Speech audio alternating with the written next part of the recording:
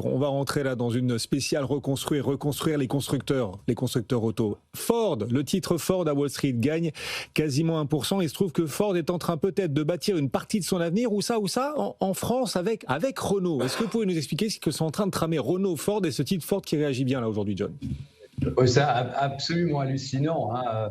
On a le constructeur français qui va produire 2 citadines 100% électriques de Ford sur sa plateforme Ampere Small. C'est la même qui fabrique par exemple la R5 ou la R4 dans les usines de Douai et Maubeuge. Et ce qui est assez intéressant, c'est que en fait, les Américains, Ford, le boss Jim Farley, dit qu'il reconnaît des pressions existentielles, le mot est assez fort, en provenance de Chine, bien évidemment, et voit en Renault un partenaire capable de produire à des coûts compétitifs en Europe, comme l'utilisation d'usines Volkswagen en Allemagne. Et vous savez qu'il y a un manque de production, donc c'est bienvenu que d'autres groupes produisent, et notamment américains, produisent sur le sol allemand et français. Alors, ce qui est intéressant lorsque on regarde le verre à moitié plein,